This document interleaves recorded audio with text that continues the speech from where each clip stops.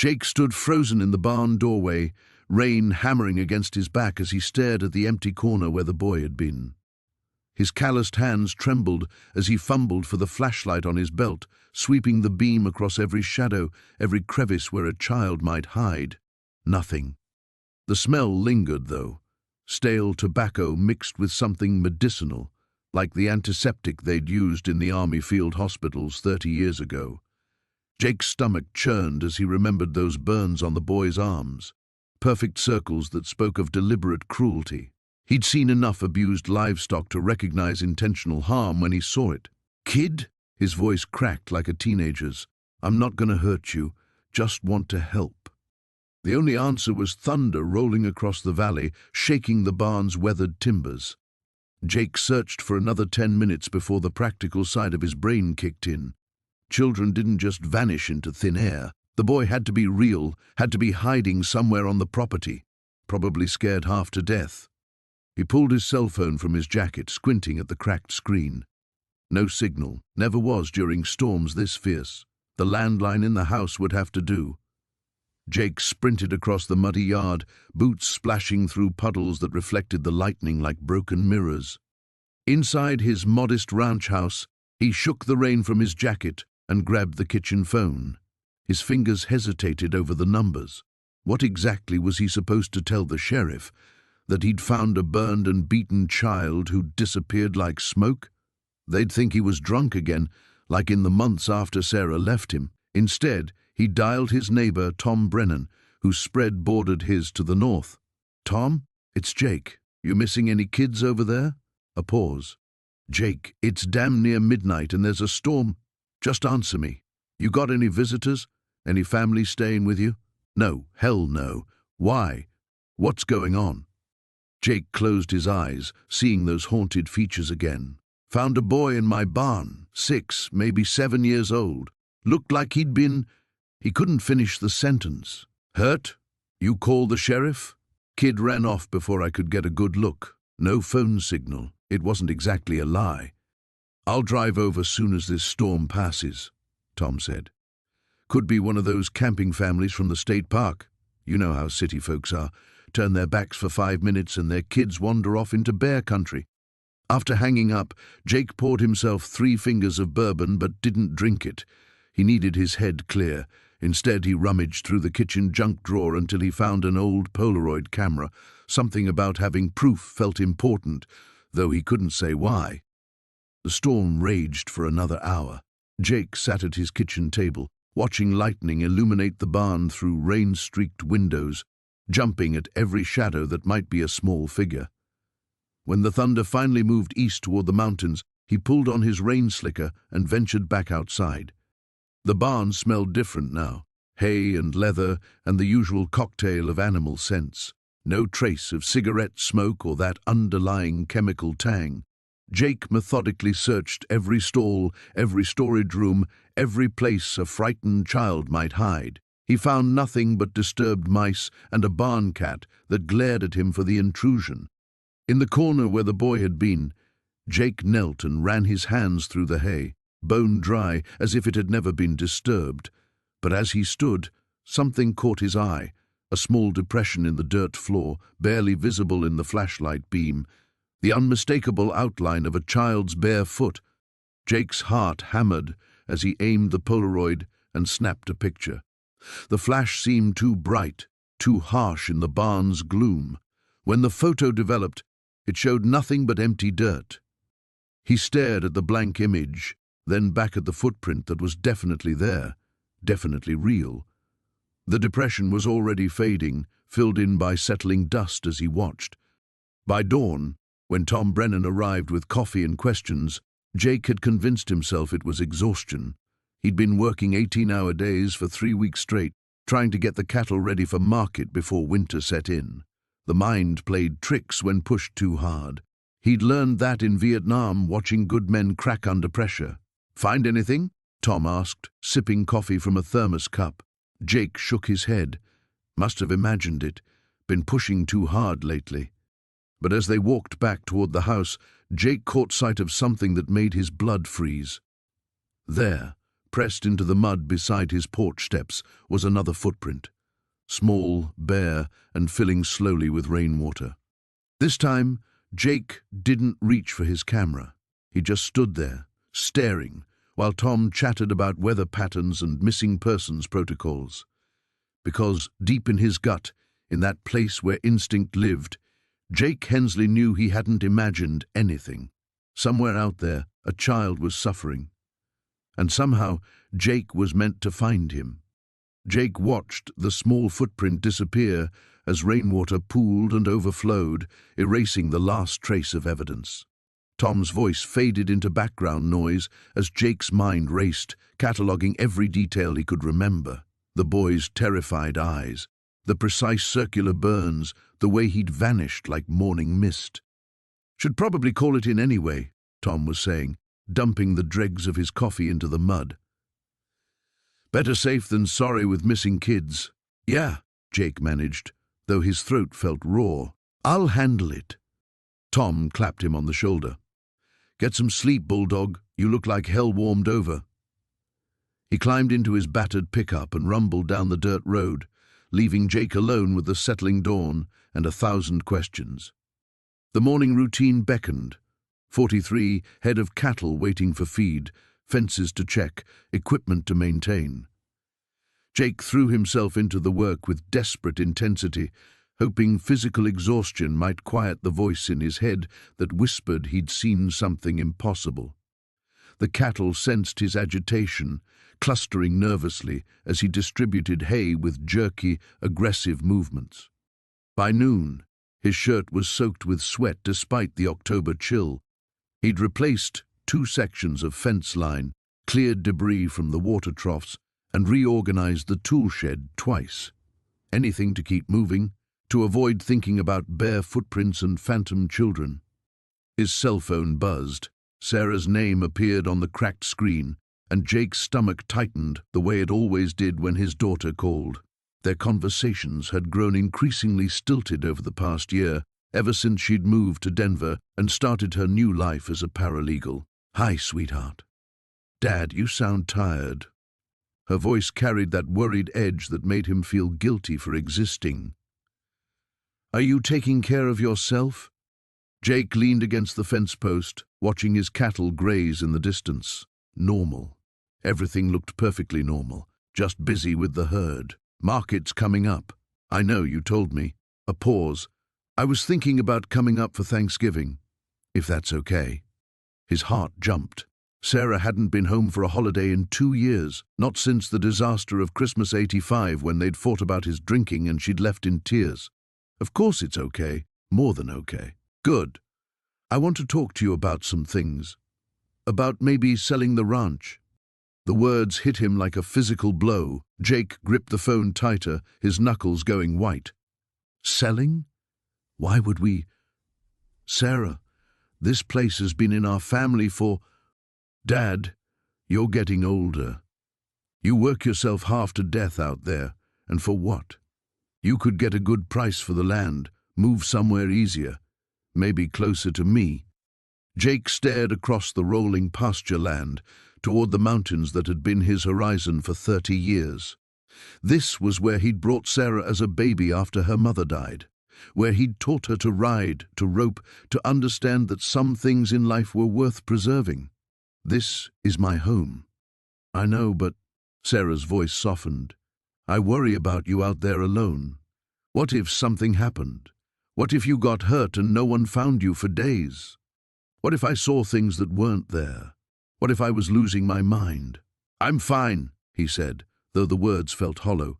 "We'll talk when you get here, okay?"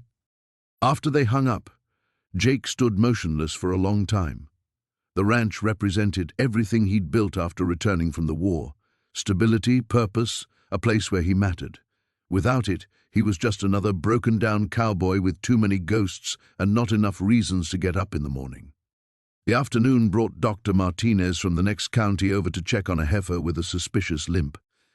Jake found himself studying the veterinarian's face, wondering if he looked like someone who'd been hallucinating. Did crazy show in a man's eyes? "She'll be fine," Dr. Martinez pronounced, straightening up from examining the cow. just a stone bruise. Keep her in the near pasture for a week or two. Doc, Jake heard himself saying, you ever hear about missing kids around here?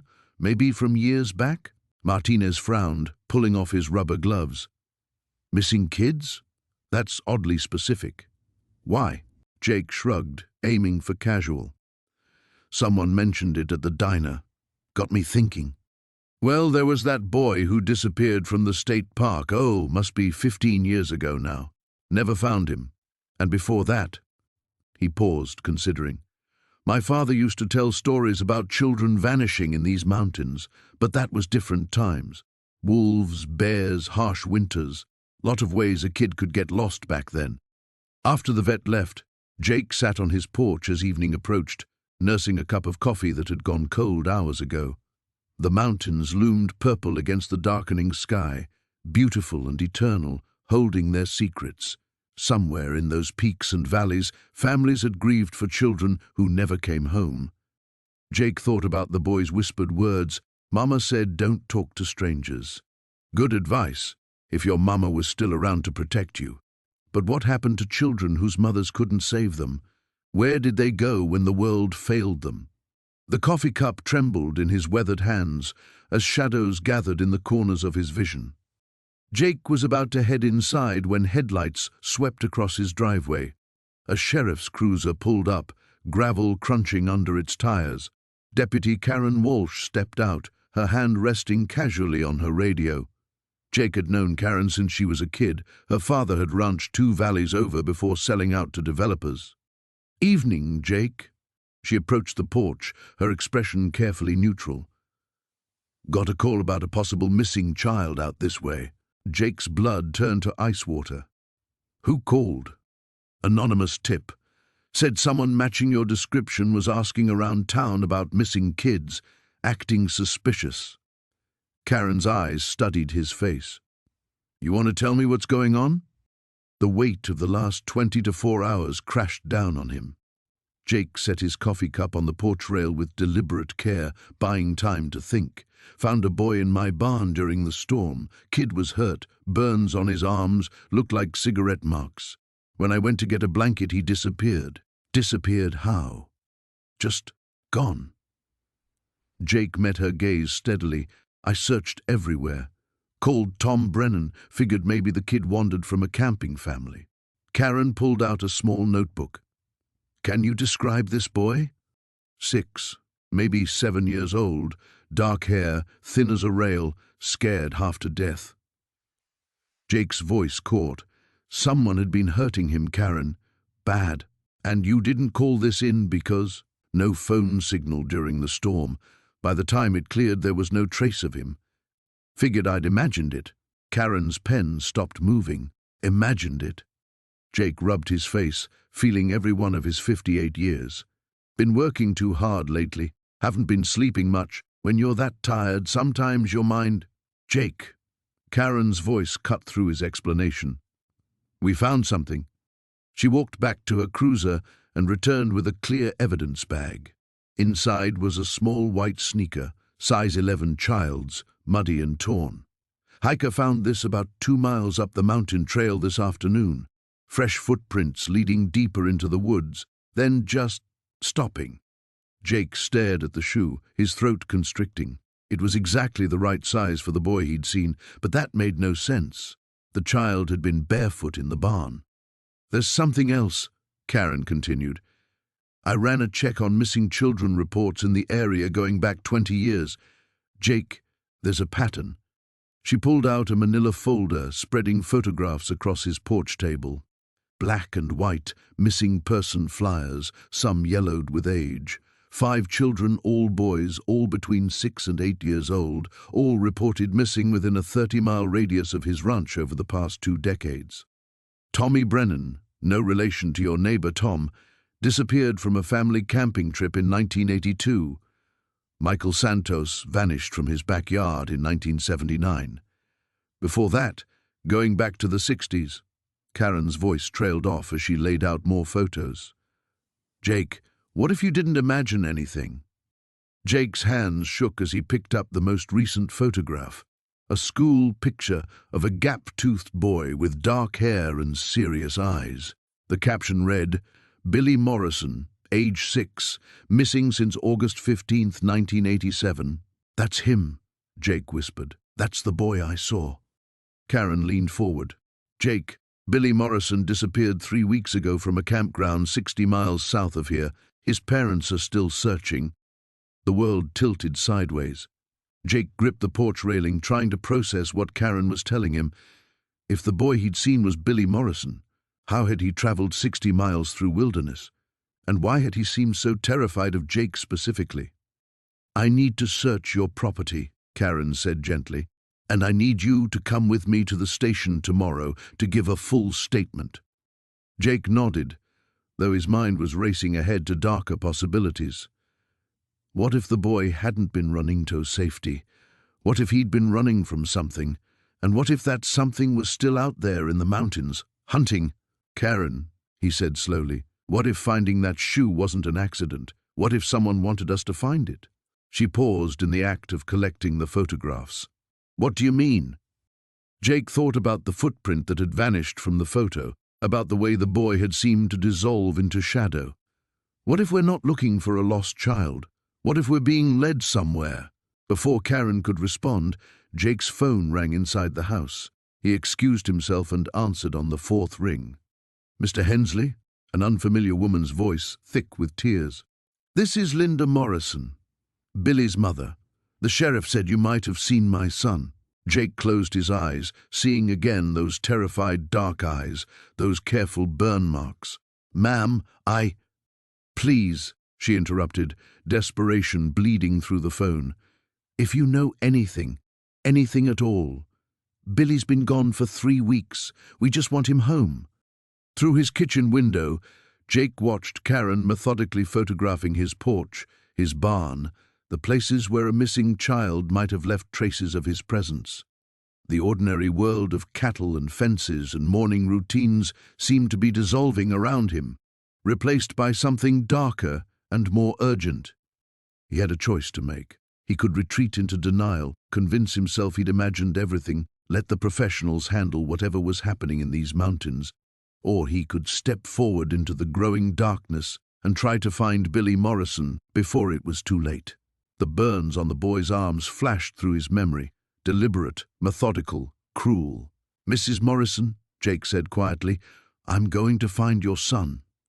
The line went dead in Jake's hand, leaving him staring at the phone as if it had transformed into something venomous.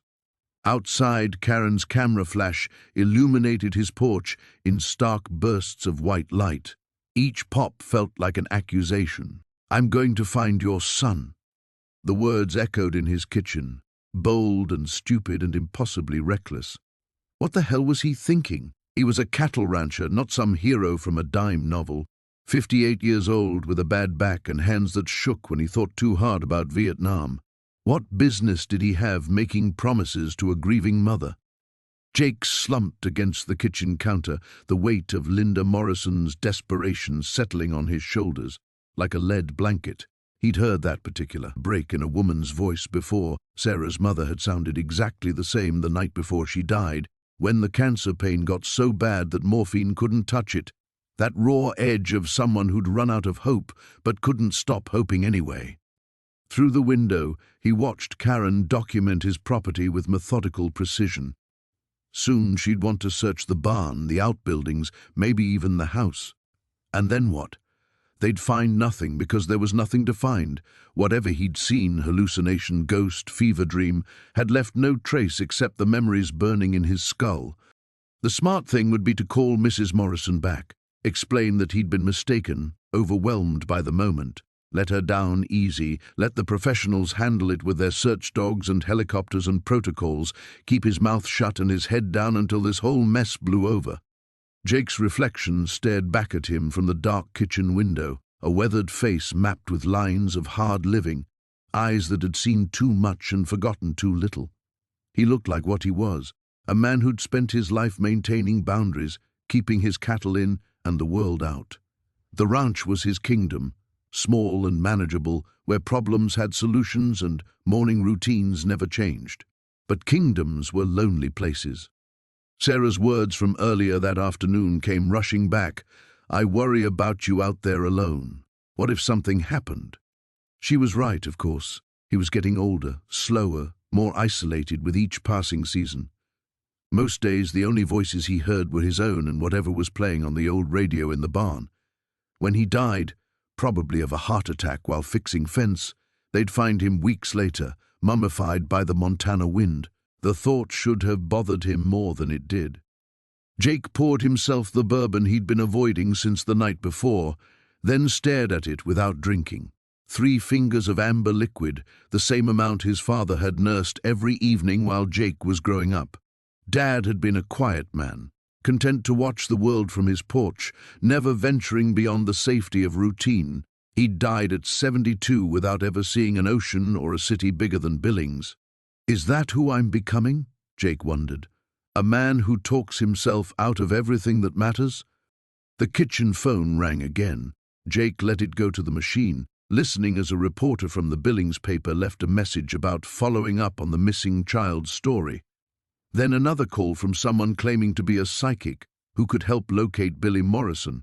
Then Sarah again, her voice tight with worry. "Dad, I saw the news. They're saying a missing boy might have been near the ranch. Call me back, please. I'm driving up tomorrow." Jake's chest constricted. Sarah didn't need this chaos in her life. Not when she was finally building something stable in Denver. She'd take one look at the circus forming around his ranch and use it as ammunition for her selling the place campaign.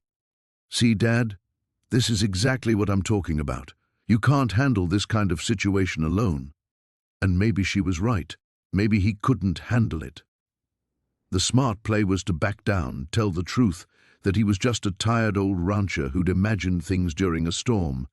Let the investigation move on to more promising leads. Protect what was left of his quiet life. But every time Jake closed his eyes, he saw those burn marks. Perfect circles, deliberately placed.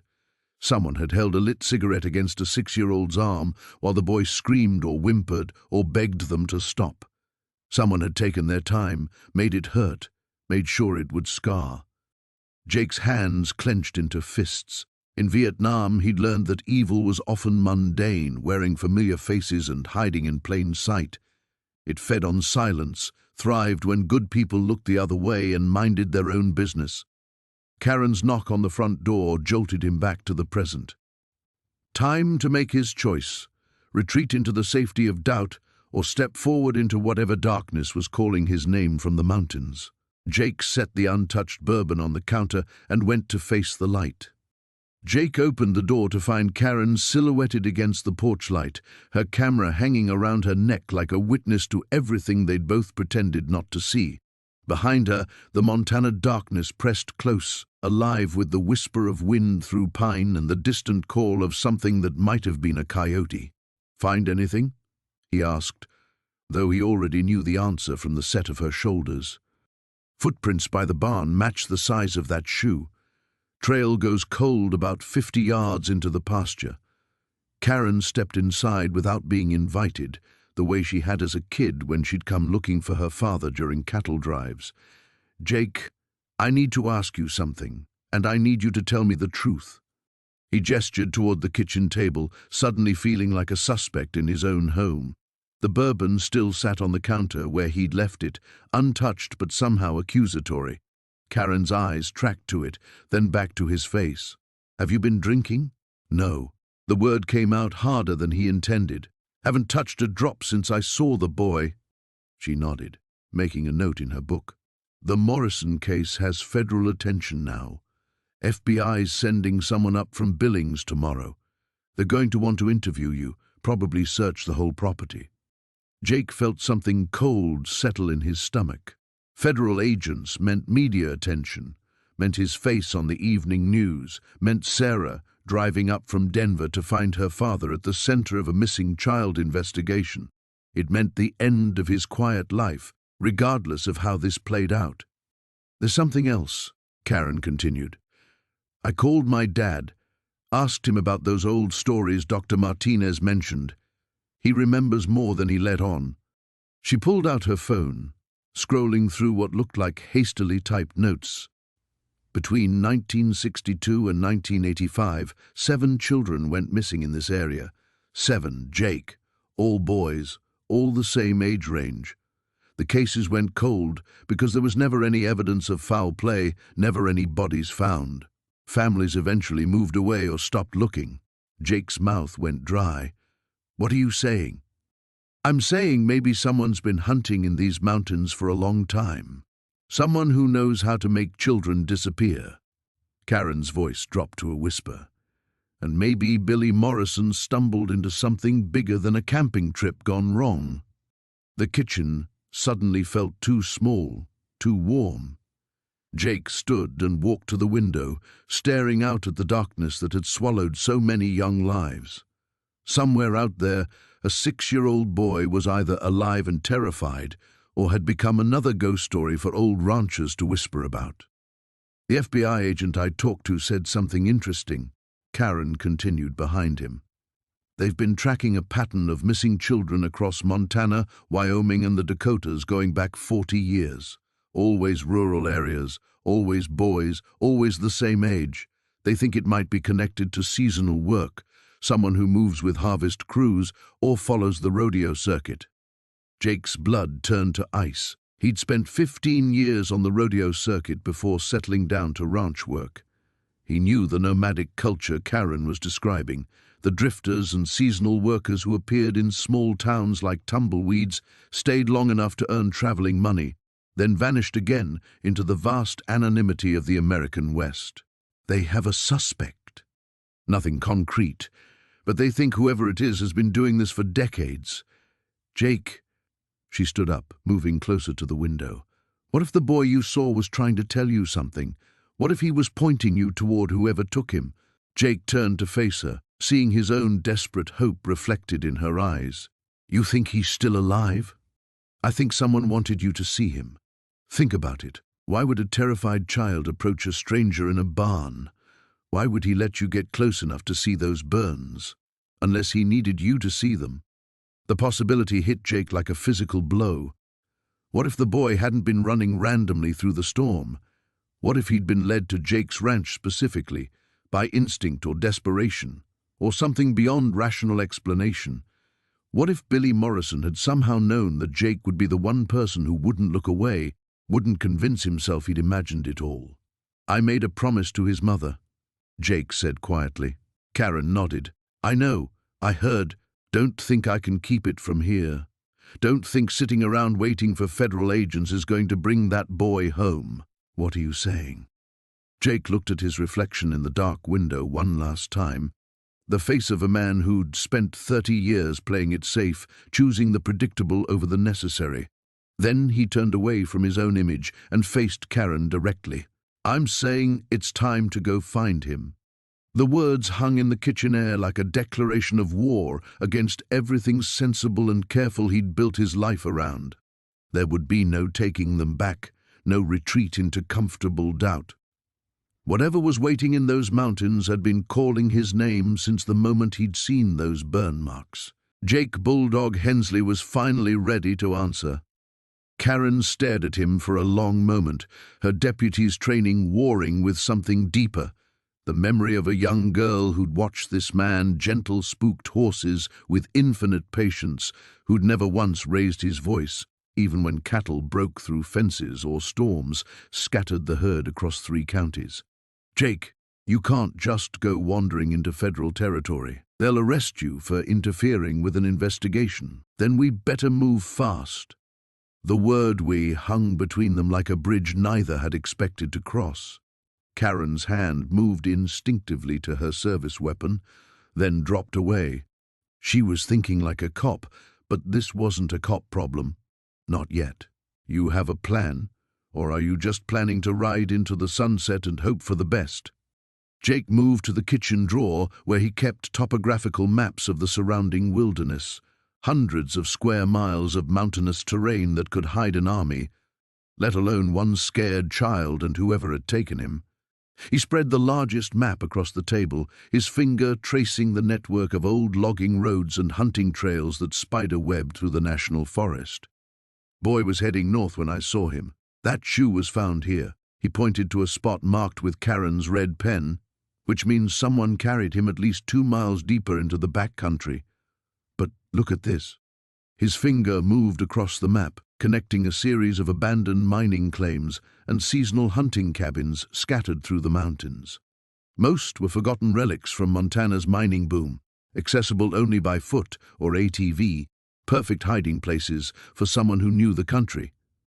My grandfather used to hunt these mountains, told me stories about old mine shafts, cabins built so far back that the government forgot they existed when they created the national forest. Someone familiar with this area could keep a dozen kids hidden up there, and search teams would never find them. Karen leaned over the map, her training taking over. Water sources? 3 natural springs, plus seasonal runoff from the peaks. Someone could survive up there indefinitely if they knew what they were doing. Access roads? Jake traced a thin line that wound through the mountains like a question mark. Old Forest Service Road hasn't been maintained in 20 years, probably washed out in half a dozen places, but someone with the right vehicle could still use sections of it. They worked in silence for several minutes, mapping possible routes and hiding places, until Karen suddenly straightened. Jake, what if you're right about the boy coming to you specifically? What if whoever took him is watching your ranch right now? The thought sent ice through his veins, but it also sparked something else. A cold, calculating anger he hadn't felt since Vietnam.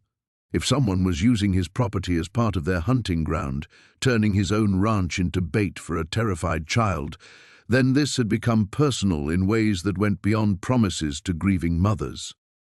Then they made a mistake, Jake said quietly. Because this is my country. I know every trail, every water source, every place to hide between here and the Canadian border. And unlike some federal agent from Billings, I'm not going up there to follow protocols. Karen studied his face in the kitchen light, seeing something that made her take a half-step back. This wasn't the gentle ranch foreman who'd taught her to ride. This was someone harder, someone shaped by experiences he'd never talked about, even to family. What aren't you telling me, Jake? He was quiet for so long that she thought he wasn't going to answer. When he finally spoke, his voice carried echoes of distant thunder. I was a tracker in Vietnam, forward reconnaissance. My job was finding people who didn't want to be found, in country where they had every advantage. His eyes never left the map. Turned out I was good at it, better than I wanted to be. The kitchen felt different now, charged with implications Karen wasn't sure she wanted to understand. The man across from her had spent decades hiding behind the comfortable mask of a cattle rancher, but underneath lurked someone who'd learned to hunt human predators in the world's most unforgiving classroom. The FBI will have helicopters, search teams, dogs, all of which can be seen and heard for miles. Whoever took Billy Morrison has survived up there for weeks, while professional search teams looked for him. They're smart, careful, and they know we're coming. Jake folded the map with military precision. But they don't know what's coming. Karen's radio crackled to life. Dispatch, reporting a possible sighting of a suspicious vehicle near the Forest Service boundary. She grabbed the handset, but Jake's hand covered hers before she could respond.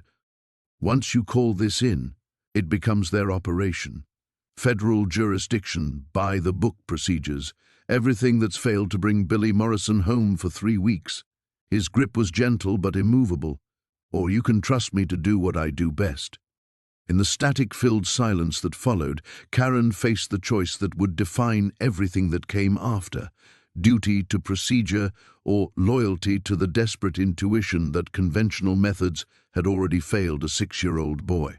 She released the radio. The radio went silent, its red display light pulsing like a heartbeat in the suddenly charged kitchen. Karen's hand remained frozen over the handset, her deputy's oath warring with 30 years of watching Jake Hensley make impossible decisions look inevitable. Jesus, Jake. Her voice barely rose above a whisper. If you're wrong about this, if I'm wrong, Billy Morrison dies while the FBI sets up their command post. Jake stood and moved to a cabinet above the refrigerator, retrieving items Karen hadn't seen in 20 years. military surplus field glasses, a compass that looked older than both of them, and something wrapped in oiled leather that made her stomach clench. Please tell me that's not what I think it is. Jake unwrapped the Colt .45, checking the action with movements so automatic they seemed unconscious. Haven't cleaned this in 15 years. Figured I was done with that part of my life. He looked up, meeting her eyes. Turns out some things don't stay buried. Karen watched him work, seeing echoes of the man he'd been before Montana, before cattle, before the careful construction of a quiet life. His hands moved with lethal efficiency, assembling gear with the muscle memory of someone who'd once depended on such preparations for survival. The FBI agent, Morrison's case, she'll be here tomorrow morning expecting cooperation. Then we have 12 hours. Jake pulled a duffel bag from the closet, the kind of military surplus gear that civilian sportsmen bought to feel dangerous. On him, it looked like coming home. Long enough to get up there and back if we move smart. Karen tested the word again, feeling its weight settle into her bones. Jake, I could lose my badge for this, my career, my pension, everything I've built. He paused in his preparations, really looking at her for the first time since she'd entered his kitchen. The harsh overhead light carved shadows under his eyes, making him look older than his 58 years, but somehow more solid, more present than she'd seen him in decades.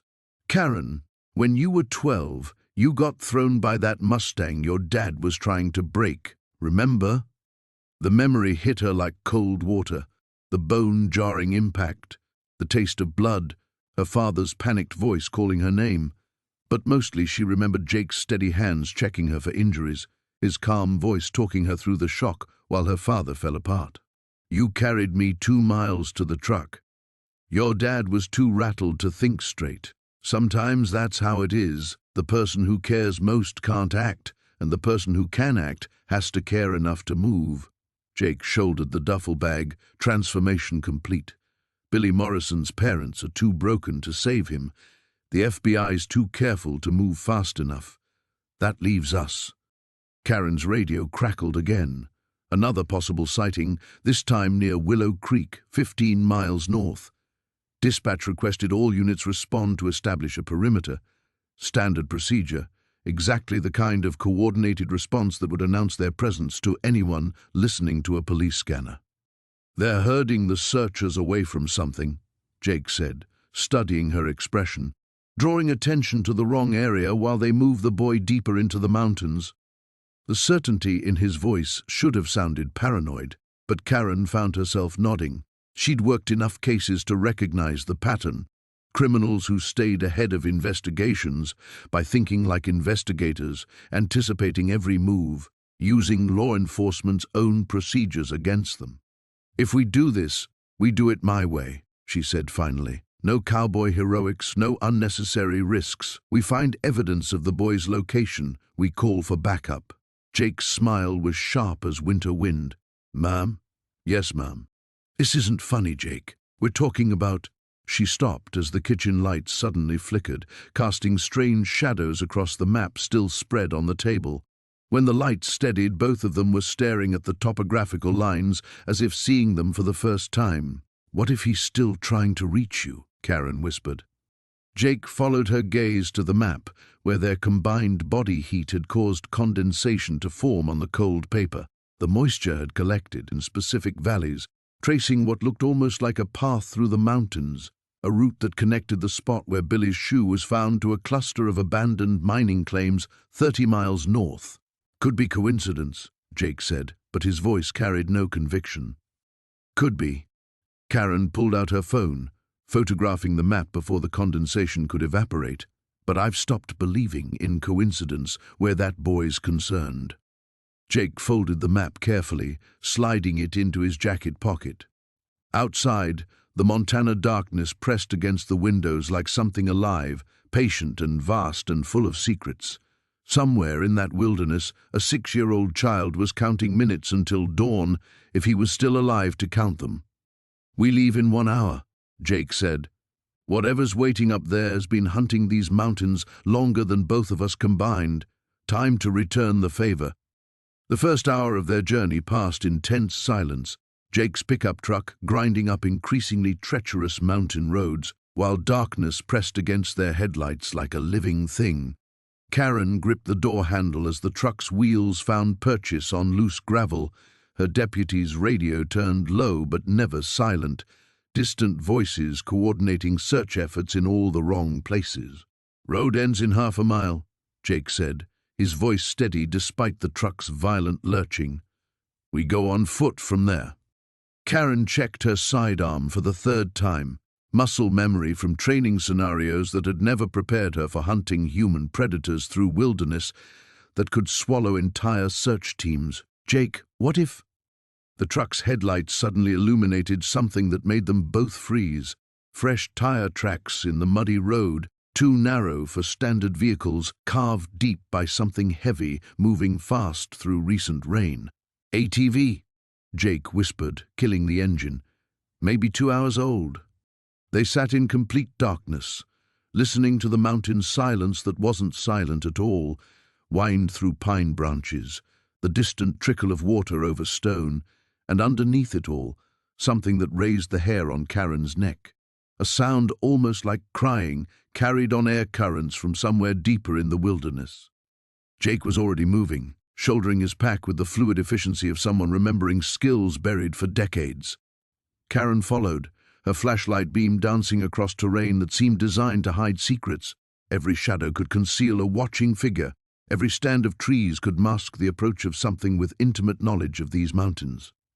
The ATV tracks led them off the remnants of the old Forest Service road onto a barely visible trail that wound upward through stands of lodgepole pine. Jake moved like a ghost, each step placed with deliberate care, his military training asserting itself despite 30 years of dormancy. Karen struggled to match his pace, her deputy's gear feeling clumsy and loud in the oppressive silence. Then Jake stopped so suddenly that Karen nearly walked into him. "Listen."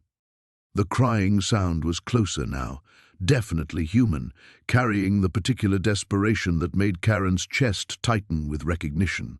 She'd heard that sound before, in domestic disturbance calls, child welfare cases, situations where innocence encountered something too large and terrible to understand. "Billy," she whispered. Jake's hand found her shoulder, his grip tight enough to bruise. "Something's wrong." The crying had become rhythmic, mechanical, like a recording played on endless loop. As they crept closer through the trees, following the ATV tracks toward what looked like the ruins of an old mining operation, the sound resolved into something that made Karen's blood turn to ice water. It wasn't one child crying, it was many. The abandoned mine emerged from the darkness like something from a fever dream, wooden structures sagging under decades of weather, rusted equipment scattered across a clearing that nature had begun to reclaim. But the buildings weren't as abandoned as they appeared. Fresh lumber reinforced rotting walls, new lock-secured doors that should have fallen from their hinges years ago, and from somewhere underground, the crying continued. Jake knelt beside the largest building, examining scratches in the dirt that told a story Karen didn't want to believe. Drag marks, small shoes, signs of recent activity that painted a picture of horrors, stretching back years, maybe decades. "Jesus Christ," she breathed. "How many?" But Jake wasn't listening to her anymore. His entire body had gone rigid, his head tilted towards something only he could hear. When he turned to face her, his expression carried the weight of understanding that changed everything. "Karen," he said quietly, "those tire tracks we followed up here? They're heading back down the mountain. Recent, maybe 20 minutes old." The implications hit her like a physical blow. Someone had been here when they arrived. Someone who'd fled into the darkness carrying God knew what. The crying sounds weren't coming from children trapped underground. They were coming from speakers, recordings designed to lure searchers into a trap while the real predator escaped with his latest victim. Jake was already moving toward the mine entrance, his .45 drawn but held low, when the first shot cracked through the mountain air. The bullet splintered wood inches from Karen's head, followed immediately by the sound of an engine roaring to life somewhere in the trees below them. "He's running," Jake snarled, but his voice carried something beyond anger, a recognition that they'd been outmaneuvered by someone who understood these mountains better than federal agents, better than search teams, maybe even better than Jake himself. As the engine sound faded into the vast Montana darkness, Karen realized they were standing at the center of something far more complex than a simple kidnapping. They'd found the predator's lair, but the predator had been watching them from the beginning, using their own desperation to save Billy Morrison as bait for a trap decades in the making.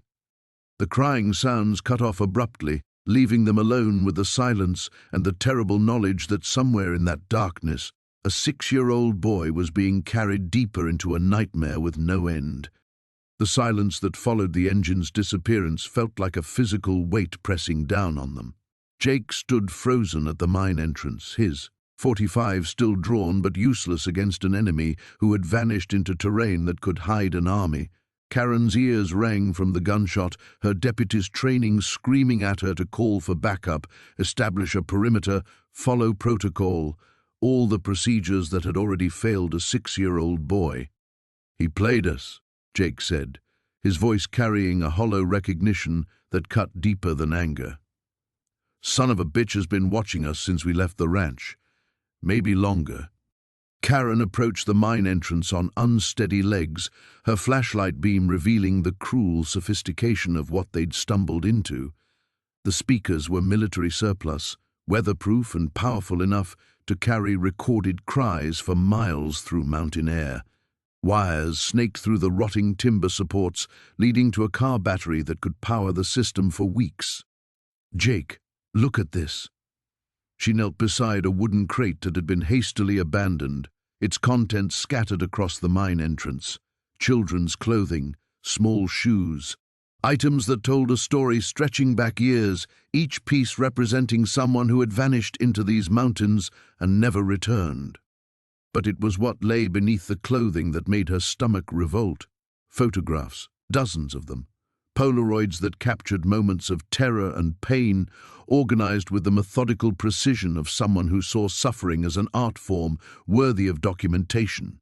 Jake holstered his weapon and crouched beside her, his face going ashen as he recognized the careful staging, the deliberate composition of each image. "This isn't just about Billy Morrison," he whispered. "This is what he does, what he's been doing for—" His voice broke as he lifted a photograph, dated 15 years earlier, showing a girl who couldn't have been older than 7. "My God, Jake, how many children?" Karen's radio crackled with distant voices still coordinating searches in the wrong valleys, teams of professionals following protocols, while the real predator used their own dedication against them. The answer came from deeper in the mine, not from speakers this time, but from something that made them both freeze in recognition. A child's voice, weak but real, calling for help from somewhere in the tunnels that honeycombed the mountain. "Billy!" Jake was moving before conscious thought could stop him, plunging into the mine shaft with his flashlight cutting through darkness that seemed to swallow the beam. Karen followed, her own light revealing support timbers that looked ready to collapse and rails that disappeared into tunnels carved by desperate men, chasing veins of silver that had played out before either of them was born. The voice came again, closer now but weaker, carrying the particular exhaustion of a child who had screamed himself hoarse over days or weeks of captivity.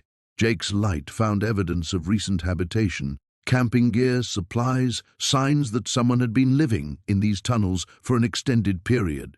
Then his flashlight beam fell on something that stopped him dead. Billy Morrison sat propped against the mine wall 30 feet ahead, his small form barely visible in the dancing light. But even from a distance, Karen could see that something was terribly wrong. The boy wasn't moving, wasn't responding to their calls, wasn't showing any recognition that rescue had finally arrived. Jake reached him first, dropping to his knees beside the motionless child. His hands shook as he checked for a pulse, his face going white in the reflected glow of their flashlights. "No," he whispered, the word carrying all the weight of a promise he'd failed to keep. No, no, no. Billy Morrison was dead. Had been dead for hours, maybe days, positioned like a grotesque welcome for anyone who followed the false trail of recorded cries. The predator had used the boy's corpse as bait, counting on their desperation to save him, turning their humanity into a weapon against them. Karen's radio exploded with static and voices as she tried to raise dispatch, but the mountains swallowed their signals, leaving them alone with the weight of absolute failure. They had found Billy Morrison too late, led by a killer who understood human nature better than they understood these mountains. Jake. Her voice barely functioned. We have to get out of here. He could be anywhere. Could be watching us right now.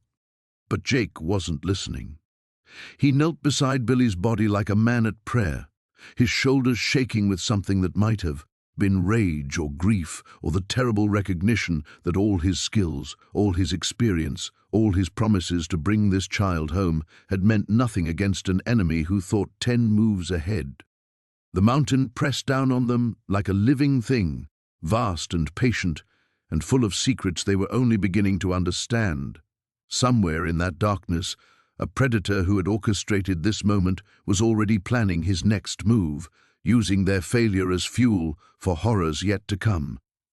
The weight of Billy Morrison's lifeless body seemed to crush the air from Jake's lungs as he knelt in the mind's suffocating darkness. But it wasn't grief that paralyzed him. It was recognition, the careful positioning of the small form, the deliberate staging, the way the child's arms were arranged just so. Jake had seen this before, not in Montana, not in these mountains. In Vietnam, 1969, a village outside Da Nang where his platoon had found children positioned exactly like this, used as bait by an enemy who understood that American soldiers would always try to save the innocent, even when salvation was impossible. Jesus Christ, he whispered, his flashlight beam trembling across Billy's pale face. He's military. Karen's voice seemed to come from very far away. What? But Jake was no longer in the mine. He was back in that village, 22 years old, and convinced he could save everyone, watching his sergeant, a man named Morrison, cradle a dead child while enemy fire cut down half their squad. The same careful positioning, the same psychological warfare, the same understanding that good men would sacrifice everything for children they couldn't save. Morrison, Jake breathed, and the name echoed through the tunnel like a curse. Jake, what are you talking about? We need to... The FBI agent who's coming tomorrow. What's her name? Karen's flashlight wavered as she tried to understand his sudden shift. Morrison. Agent Morrison. But Jake, what does that... The pieces fell into place with crystalline clarity. The predator wasn't just military, he was Jake's war. Sergeant Paul Morrison, who died in that village, or so Jake had believed. Morrison, who'd taught young soldiers about psychological operations, about breaking an enemy's will by making them watch innocents suffer. Morrison, who'd whispered in foxholes about what war did to a man's soul, how it opened doors that could never be closed. But Morrison hadn't died in Vietnam. He'd become something else. Jake's hands shook as he reached into Billy's jacket pocket, finding what he somehow knew would be there. A military dog tag, corroded with age, bearing a name that should have been buried in a cemetery half a world away. He took the boy's name, Jake whispered. Billy Morrison. He's been hunting families named Morrison, collecting children, building some kind of... His voice failed as understanding crashed over him like ice water. The phantom child in his barn, the bruises that multiplied instead of healed, the impossible appearances, the whispered warnings about not talking to strangers. It hadn't been one ghost at all, it had been all of them. Every child Morrison had taken over decades of hunting, their suffering somehow bound together, reaching out to the one man who might understand the monster they faced. Jake, you're scaring me. Karen's voice cracked with strain. We need to get out of here and call for backup, real backup, federal agents who know how to... There is no federal agent coming tomorrow. Jake stood slowly, his entire worldview restructuring around this new reality. Morrison is the federal agent.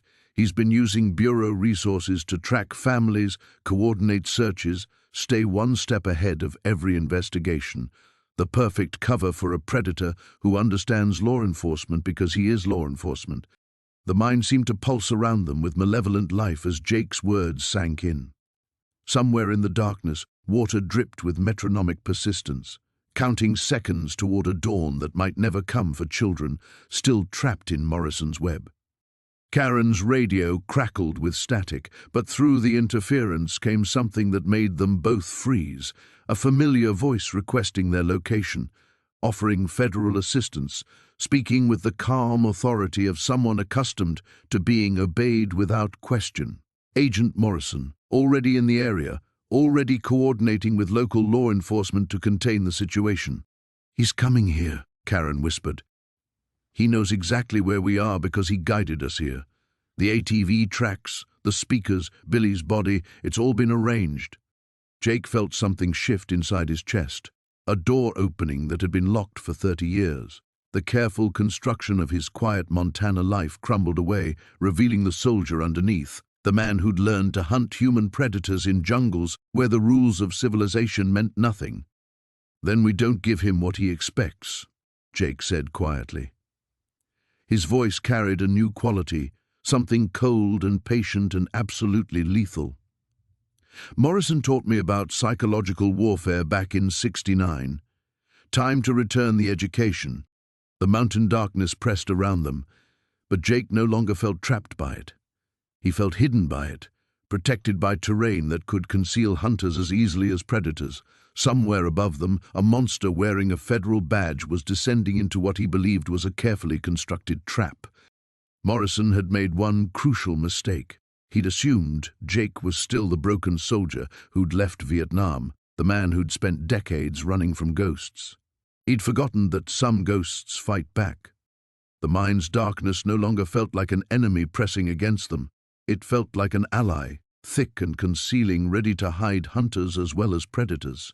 Jake moved through the tunnel with fluid purpose, his military training emerging from 3 decades of dormancy, like muscle memory awakening after a long sleep. "We have maybe 20 minutes before he reaches the mine entrance," he said, kneeling beside Billy's body with steady hands that betrayed none of the grief burning in his chest. "Morrison will expect to find us trapped down here, panicked and desperate. Instead, we're going to give him what every predator fears most." "What's that?" Karen whispered, checking her service weapon with movements that seemed clumsy compared to Jake's newfound precision. "Prey that hunts back."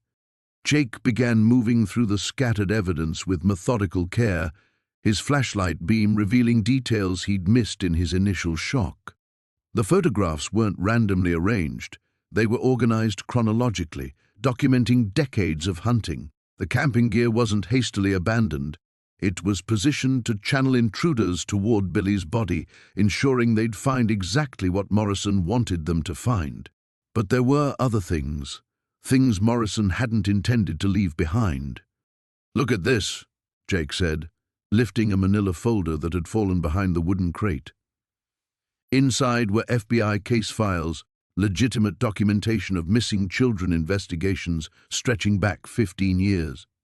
Morrison's signature appeared on dozens of reports, his authority used to redirect searches, coordinate resources, maintain the careful balance between appearing competent and ensuring nothing was ever found. Karen's flashlight revealed a name that made her breath catch. Sarah Chen. She went missing from Billings 3 years ago. I remember the case, massive manhunt, federal coordination, but they never found a trace. Jake's finger traced Morrison's signature on the file, because he was the one coordinating the search, leading teams away from evidence, controlling information flow, playing the helpful federal agent while hunting his next victim. The radio chatter above grew clearer as Morrison's team descended toward the mine.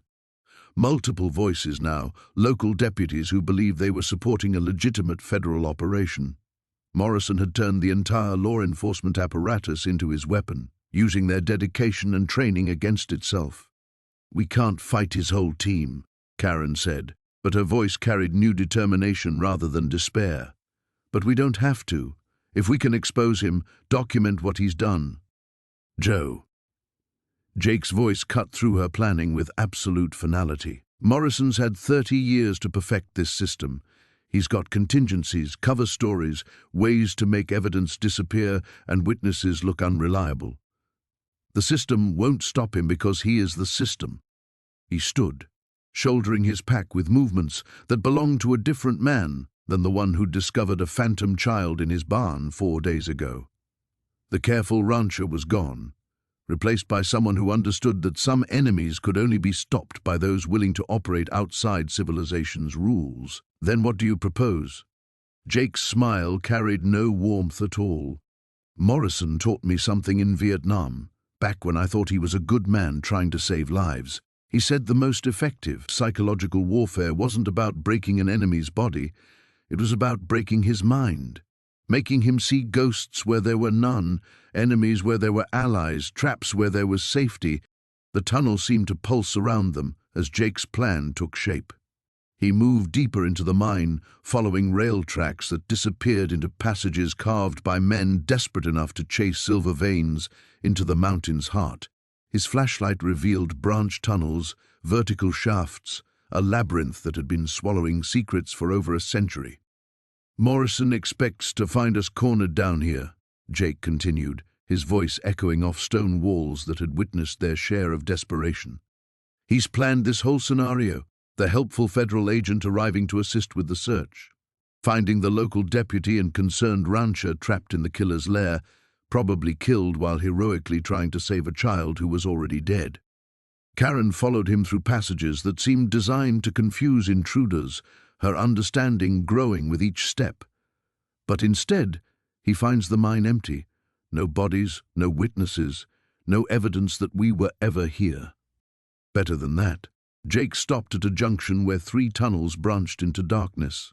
He finds signs that someone's been watching him, photographing him, documenting his methods, someone who knows exactly what he's done and how he's done it. From his pack, Jake pulled items that told their own story. Morrison's abandoned dog tag, photographs of his crime scenes, copies of the FBI files that would raise uncomfortable questions about federal coordination of missing children cases. He began arranging them with the same methodical precision Morrison had used to stage Billy's body, but with one crucial difference. These weren't meant to lure victims into a trap. They were meant to convince a predator that he'd become the prey. "Psychological warfare," Karen whispered, understanding flooding her voice with something that might have been admiration or terror. "Morrison spent 30 years hunting children because he thought no one could touch him," Jake said, his work nearly complete. "Time to teach him what it feels like to be hunted by ghosts." They climbed through darkness that felt increasingly like sanctuary, leaving Morrison's carefully orchestrated crime scene transformed into something else entirely, a message written in his own methods, promising that the hunter had become the hunted. Jake's movements carried the fluid certainty of a man who'd found his purpose again after 3 decades of running from it. The mine's main entrance lay 60 feet above, but Jake led Karen through a different route, following ventilation shafts that emerged behind a screen of lodgepole pines. His flashlight revealed handholds carved by miners who'd needed quick escapes when silver veins played out or rival claims turned violent.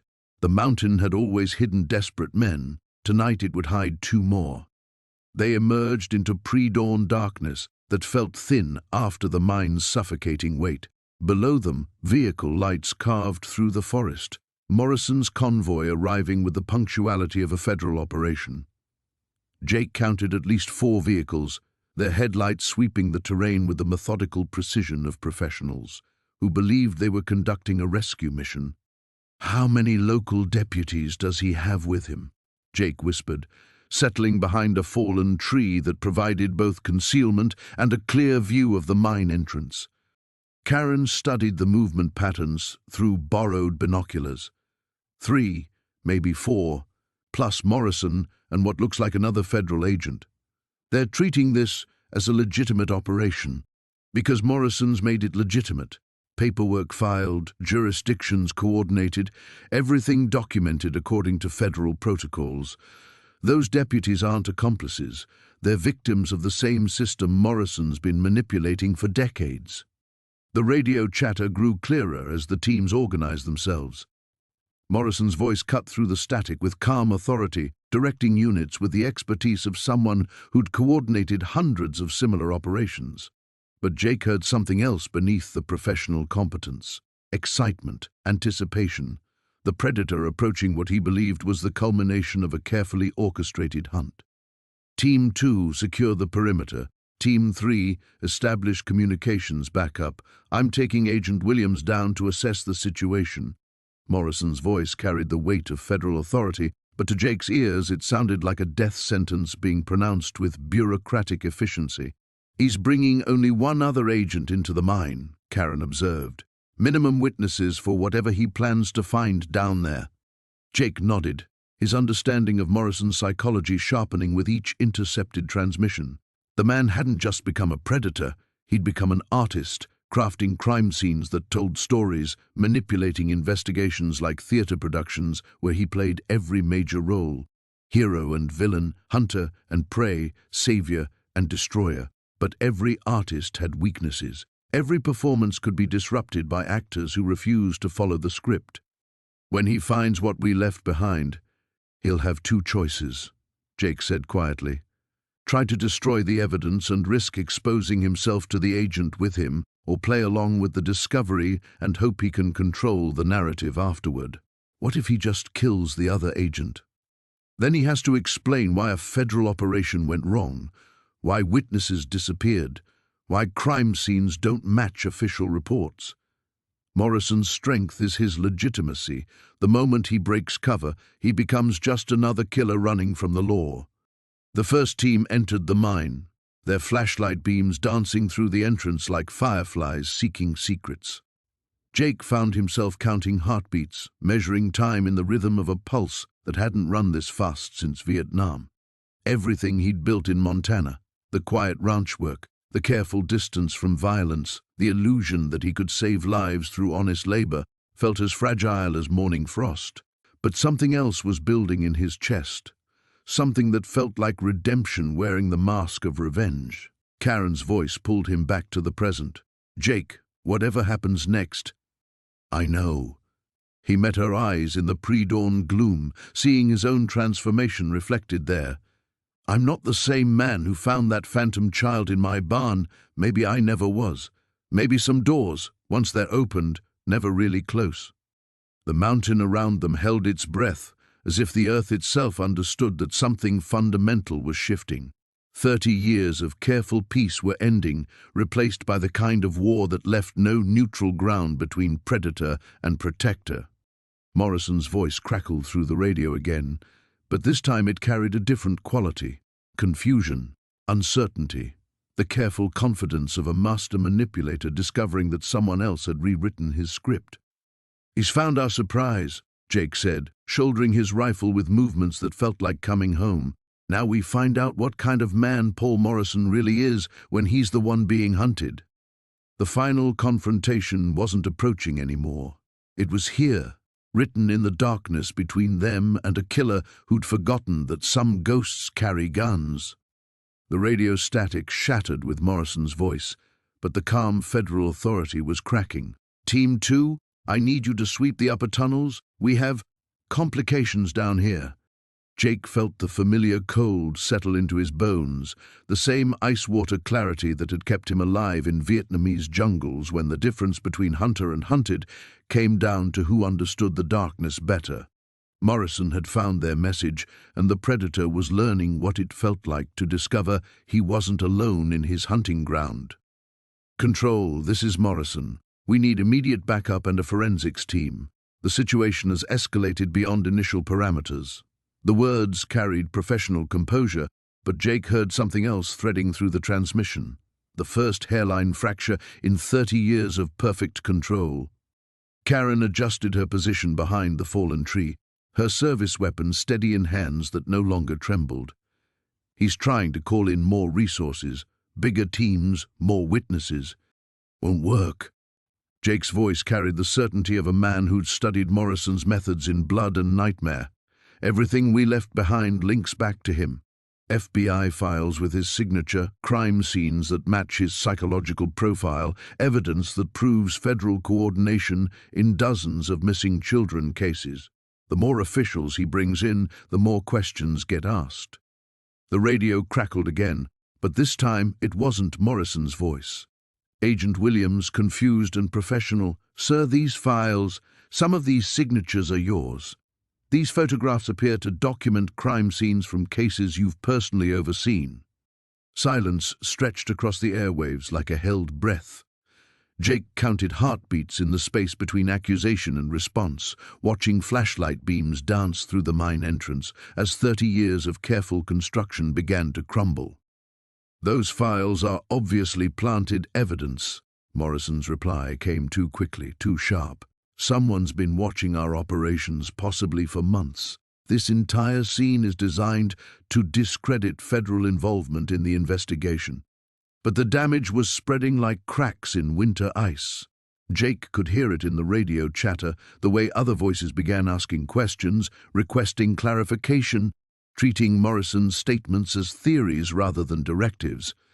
The perfect predator's greatest weapon, his authority, was becoming his weakness. "Team 2, what's your status on those upper tunnels?" Morrison's transmission carried desperation disguised as command urgency. "Nothing here, sir, but we found something interesting. Looks like someone's been camping up here for weeks. Professional setup, surveillance equipment pointed down toward the main tunnel. Whoever's been watching knew exactly when people entered and left this mine." Jake smiled without warmth. The camping gear had been Morrison's, arranged to stage Billy's murder scene.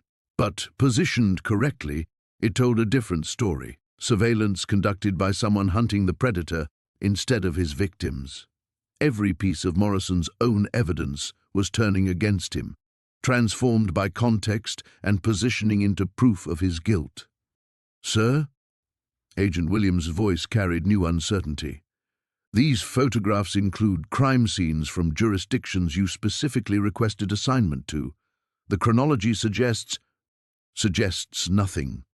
Morrison's mask was slipping completely now. "Someone's been building a case against federal involvement for years. Corporate surveillance, probably connected to the Freeman movement or other anti-government organizations." But the explanation sounded hollow, even through radio static. Jake had learned Morrison's psychology too well. The man couldn't resist artistic perfection, couldn't leave crime scenes without his signature touches. Now those same touches were being read by other law enforcement professionals, their trained eyes recognizing patterns Morrison had never intended to reveal. "Control, this is Deputy Chen. Karen's teammate, still positioned at the perimeter. We're getting some unusual radio traffic from state police. They're requesting information about missing federal agents in this area. Apparently someone called in a tip about compromised federal operations involving child abduction cases." Jake felt something wild and fierce surge through his chest. The phantom children had found other voices, other ways to ensure their story was told. Morrison's network of authority was unraveling from multiple directions, pulled apart by the very system he'd spent decades manipulating. "Jake." Karen's whisper carried warning. Movement at the mine entrance. Two figures emerged from the darkness below, Morrison and Agent Williams, but their body language told the story of trust breaking down under pressure. Williams maintained careful distance, his posture suggesting a man reassessing everything he thought he knew about his colleague. Morrison moved with the jerky urgency of a predator discovering his hunting ground had become a trap. "He's going to run," Jake said quietly, watching Morrison's tactical assessment of escape routes. "Everything he's built is collapsing. Federal authority, crime scene control, narrative management. It's all turning against him." The radio erupted with overlapping transmissions as the operation fragmented. State police requesting federal credentials verification. Local deputies asking for clarification on jurisdictional authority. Unknown voices identifying themselves as FBI Internal Affairs, demanding immediate status reports from Agent Morrison. Morrison stopped 20 feet from his vehicle, his head tilted toward the radio chatter that was destroying his world one transmission at a time. When he looked up toward the tree line where Jake and Karen lay hidden, his face carried the expression of a man finally understanding he was no longer the hunter. The test had begun. Morrison's scream split the pre-dawn air like a blade through silk, raw, primal, the sound of a predator finally understanding he'd become prey. He spun toward the tree line, his service weapon drawn, but his movements carried the wild desperation of a man whose perfectly constructed world had shattered in the space between one heartbeat and the next. Hensley! The name tore from his throat like a curse. I know you're up there. 30 years I've been waiting for this moment. Agent Williams stepped back, his own weapon half drawn, confusion and dawning horror warring across his features as the professional federal agent he'd trusted revealed something monstrous beneath the surface. The radio chatter around them devolved into chaos, multiple agencies demanding explanations, jurisdictions colliding, the careful authority Morrison had spent decades building crumbling into accusation and suspicion.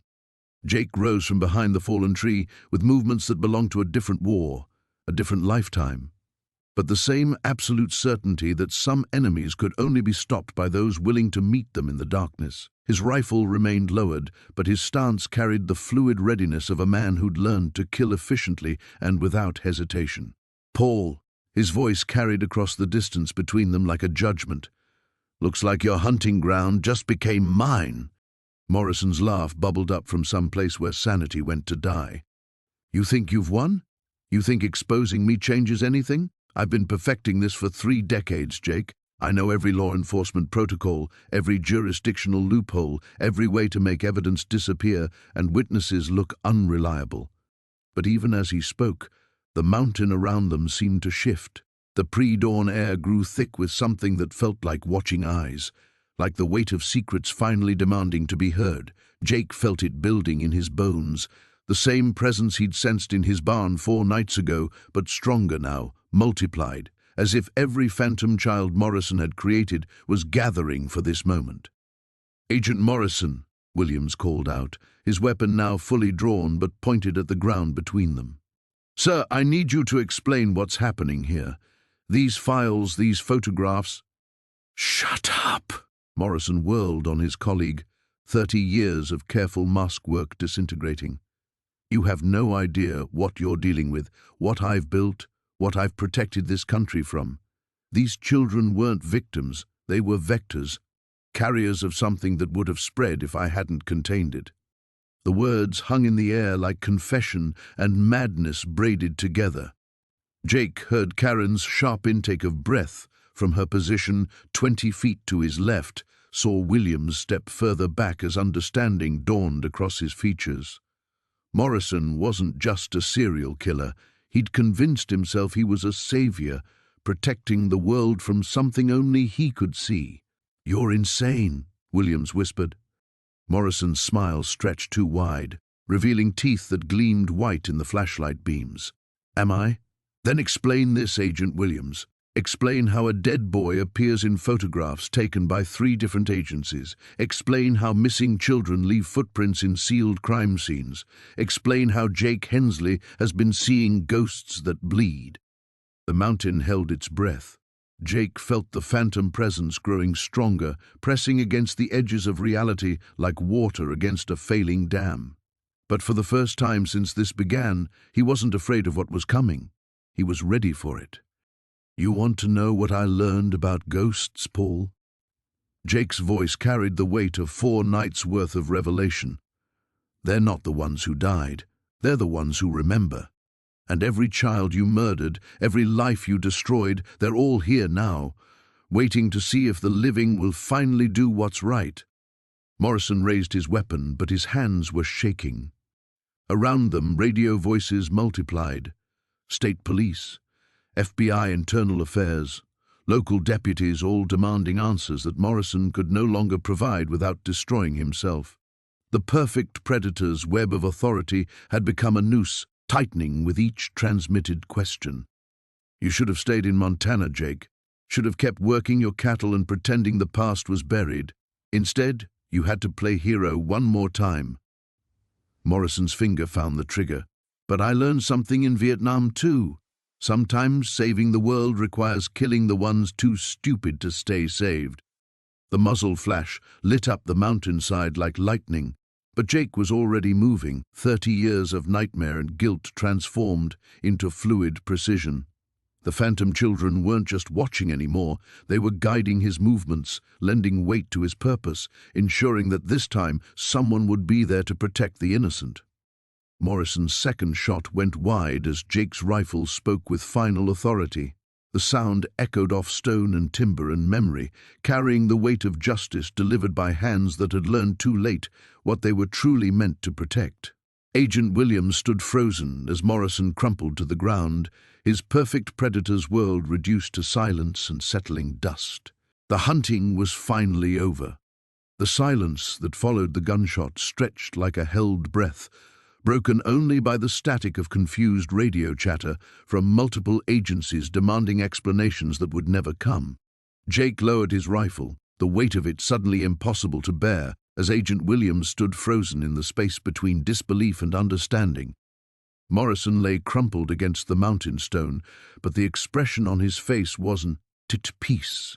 It was rage, pure and eternal, the fury of a predator denied his final kill. His lips moved soundlessly, forming words that carried no breath, and Jake realized with cold certainty that some kinds of evil didn't die quietly. "Jesus Christ," Williams whispered, his service weapon forgotten in trembling hands. 30 years, how many children, how many families? The phantom presence Jake had felt building around them suddenly intensified, pressing against reality like pressure against glass. The air grew thick with something that felt like gratitude and sorrow braided together, and for a moment he could almost see them, dozens of small figures standing in the spaces between shadows, their wounds no longer multiplying, their eyes finally holding something that might have been hope. But the weight settling into Jake's chest wasn't relief. It was the crushing understanding of what victory had cost, what choices had led to this moment where justice could only be delivered through the barrel of a gun. Karen emerged from her position, her deputy's uniform torn and dusty, her eyes carrying the same hollowed expression Jake recognized from his own mirror. "It's over," she said, but the words sounded like a question. "No." Jake's voice cracked like old leather. "It's not over. It's just beginning." Williams was speaking rapidly into his radio, calling for medical teams that wouldn't help Morrison, forensics units that would spend months cataloging the evidence of systematic horror, supervisors who would demand explanations for how a federal agent had operated as a serial killer for 3 decades. The machinery of justice was grinding into motion, but Jake understood with bitter clarity that the real cost was only now becoming visible. His phone buzzed. A text from Sarah, his daughter. "Dad, I saw the news. Are you okay? I'm coming to Montana." The words hit him like physical blows. Sarah, who'd spent years rebuilding her life after her childhood trauma, who'd finally found peace in California, who'd trusted him enough to let him back into her world. Now she'd see the news coverage, the interviews, the inevitable media circus that would paint her father as either a hero or a vigilante, depending on which narrative sold better. He thought of the ranch waiting for him in Montana, the cattle who needed feeding, the fence lines that required mending, the quiet life he'd built one careful day at a time. All of it would be gone now, transformed by notoriety into something he could never return to.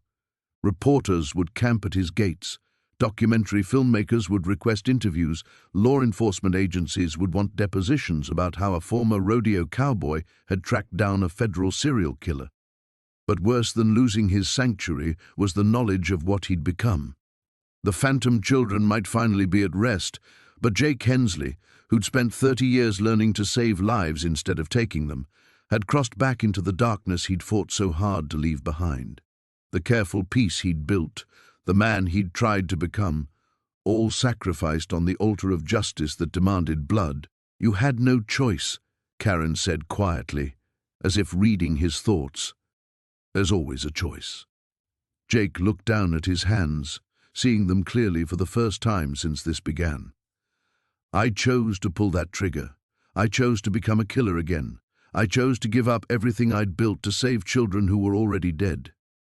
The radio chatter was organizing itself now, different agencies coordinating their responses, establishing chains of command and evidence protocols. Williams was explaining the situation in careful bureaucratic language, describing Morrison's crimes without mentioning the supernatural elements that had led to their discovery. Some truths, Jake realized, were too dangerous for official reports.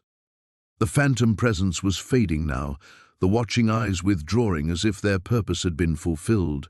But in their absence, Jake felt something else settling around him, the weight of surviving when others hadn't, of carrying stories that could never be fully told, of becoming a bridge between the living and the dead in ways that left him belonging fully to neither world.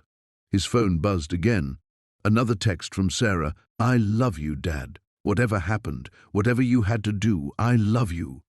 Jake closed his eyes, feeling tears he hadn't shed since Vietnam cutting tracks down his weathered cheeks. The phantom child who'd appeared in his barn 4 nights ago was gone, finally at peace. But the man who'd found him there, who'd believed in quiet redemption and honest work, who'd thought his killing days were behind him, that man was gone too, sacrificed to ensure that justice found its way to a monster who'd hidden behind badges and authority for 30 years. The hunting was over, but the haunting would never end. Victory had demanded everything he'd built, everything he'd become, everything he'd hoped to be. And, standing on a Colorado mountainside with blood on his hands and ghosts in his heart, Jake Hensley finally understood that some kinds of salvation could only be purchased with the currency of the soul.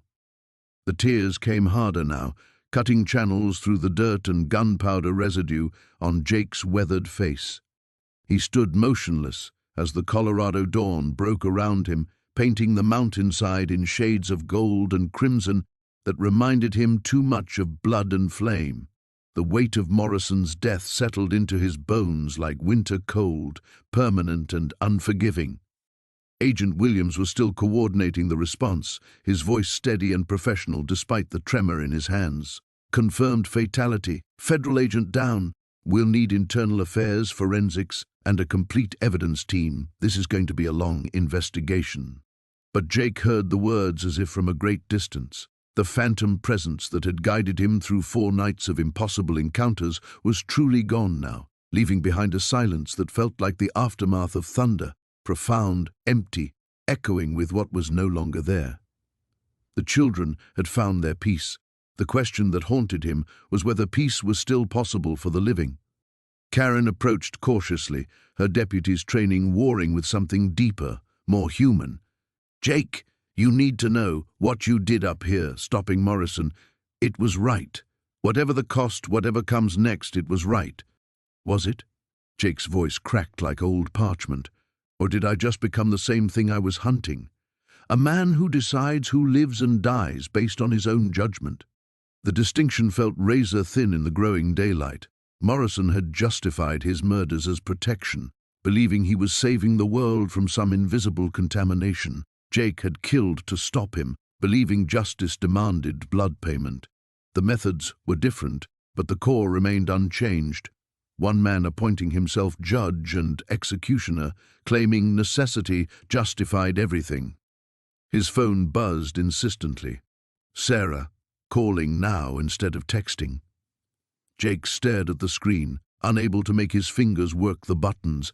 How could he explain to his daughter that the father she'd learned to trust again had reverted to the killer she'd grown up fearing? How could he tell her that the phantom children's salvation had cost him everything he'd built in 30 years of trying to atone? "Answer it," William said, surprising him. The federal agent had finished his radio coordination and stood watching Jake with something that might have been understanding.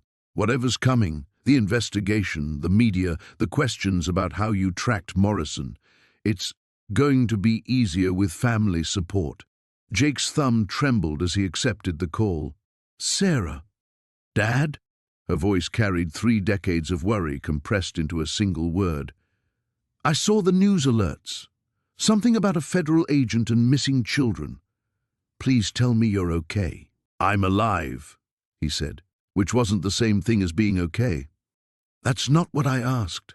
Sarah's tone carried the steel she'd inherited from him, tempered by the compassion she'd learned despite him. "Whatever happened up there, whatever you had to do, I know you did it for the right reasons. The words hit him like absolution he didn't deserve. Jake closed his eyes, seeing again the moment Morrison's finger had found his trigger, the choice that had compressed down to milliseconds and muscle memory. Right reasons, maybe, but right methods? That question would haunt him through whatever years remained. I killed a man, Sarah. A federal agent who'd been murdering children for 30 years, but still, I killed him. The silence stretched between them, filled with static and the weight of honesty that cut both ways. When Sarah spoke again, her voice carried the strength of someone who'd survived her own darkness and found light on the other side. Then you did what I couldn't do when I was 6 years old. You protected children who needed protection. You stopped a monster when no one else could stop him.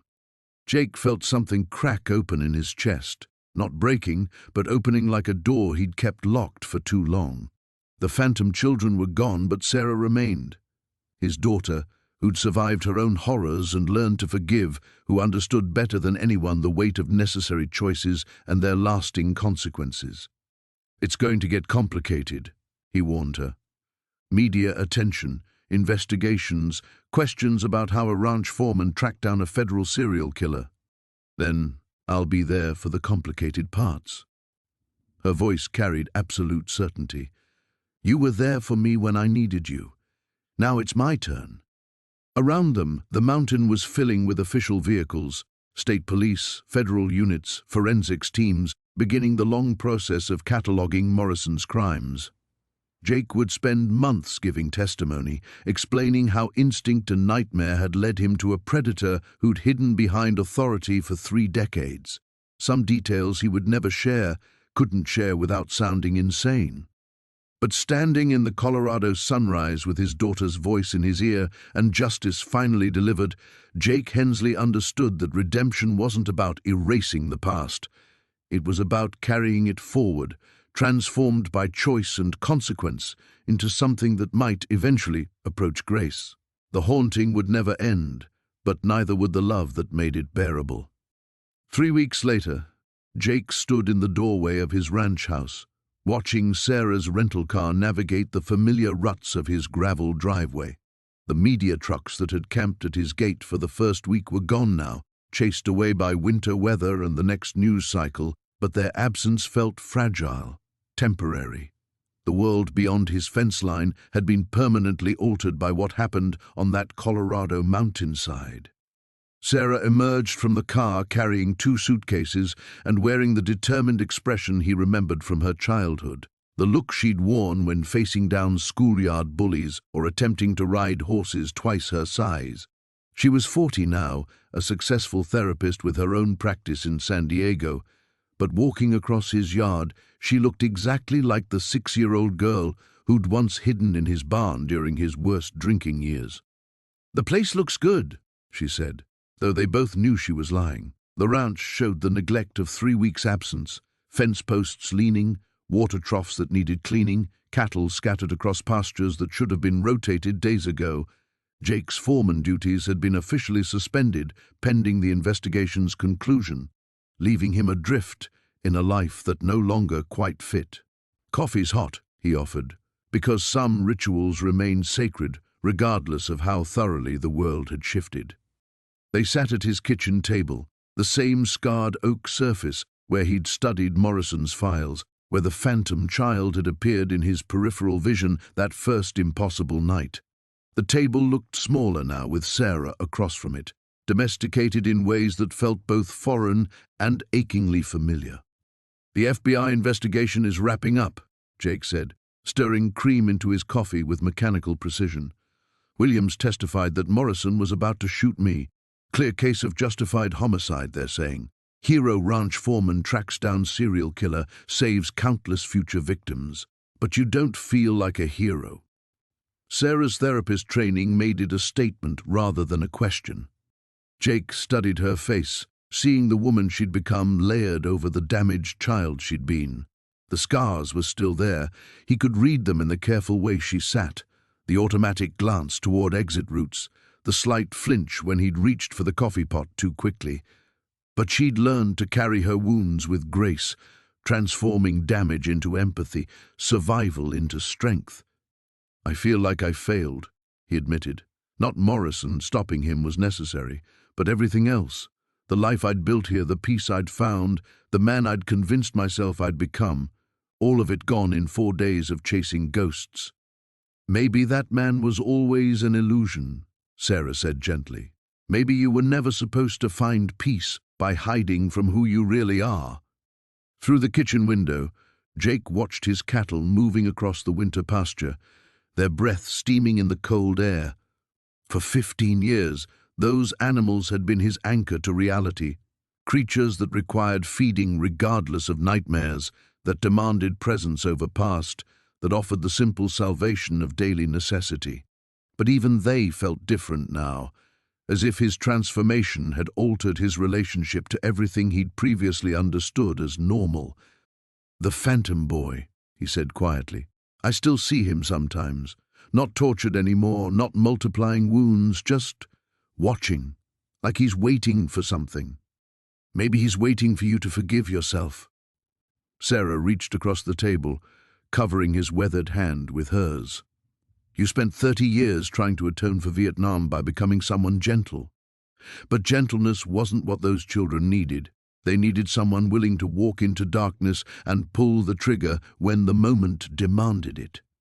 Jake felt tears threatening again, a new habit since Colorado, as if Morrison's death had cracked open something in him that had been sealed since the war. "I lost myself up there. The man you learned to trust, the father you forgave, he died on that mountain." "No." Sarah's grip tightened. "He evolved.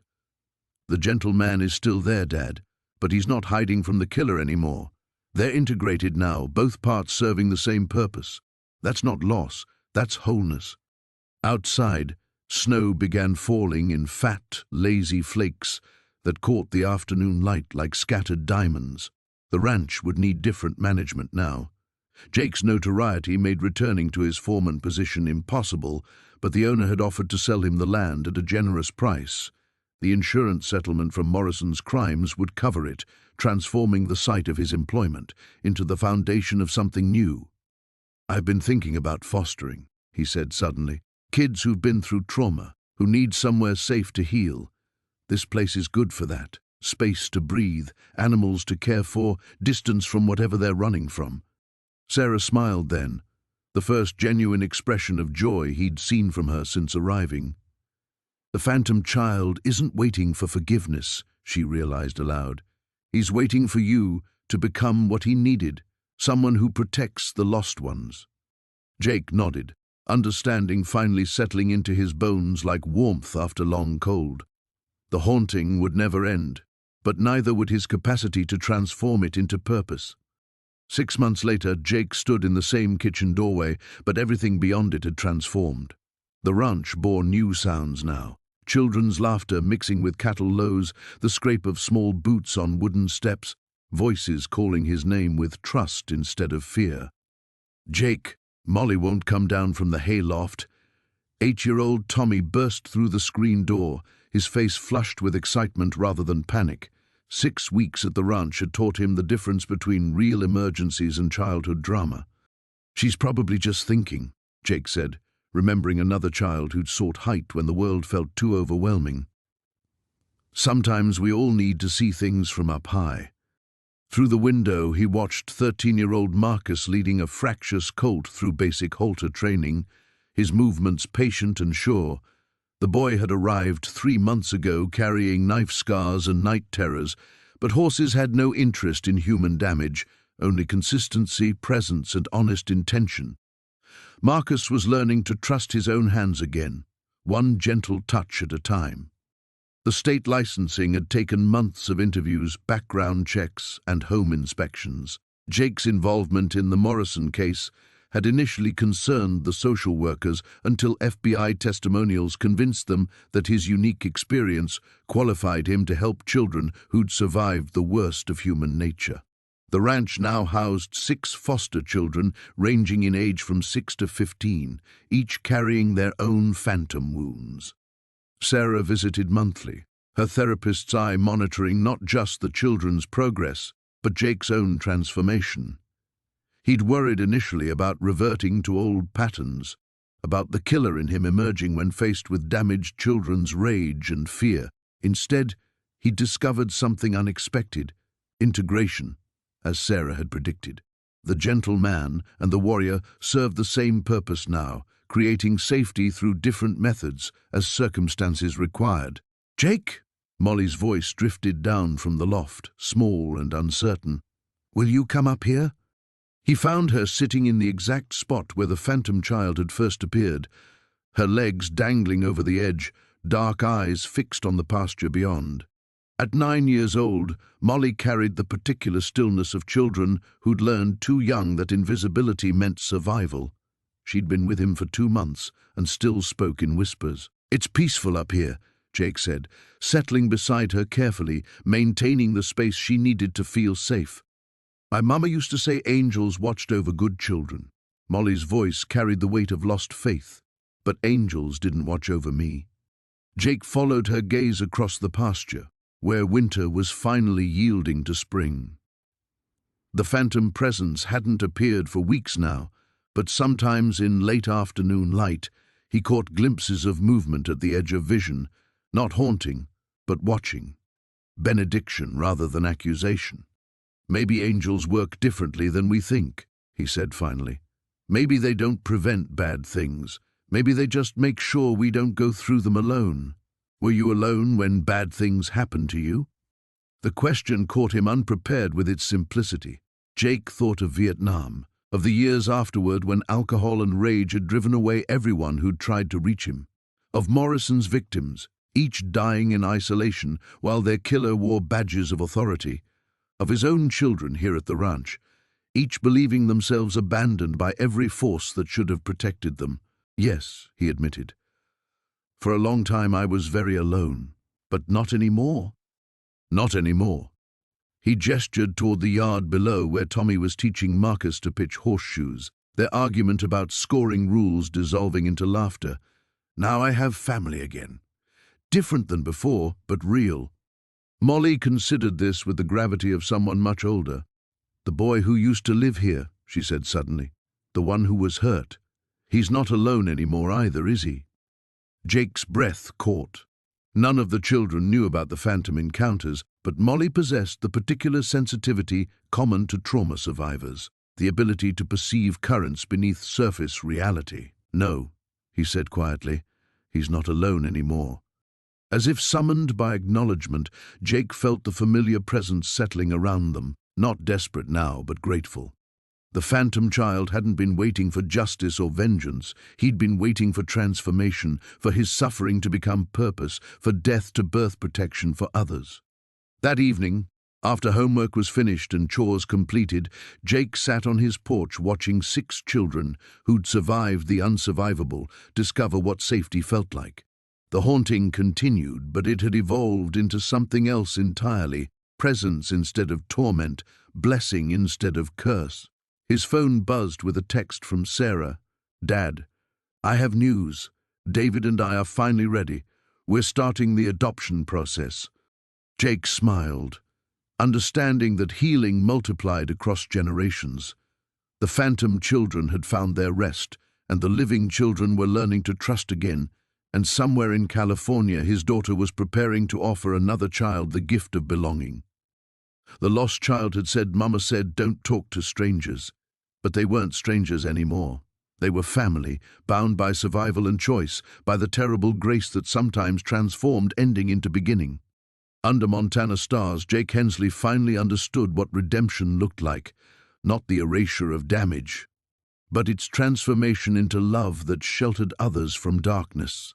The new beginning held them all,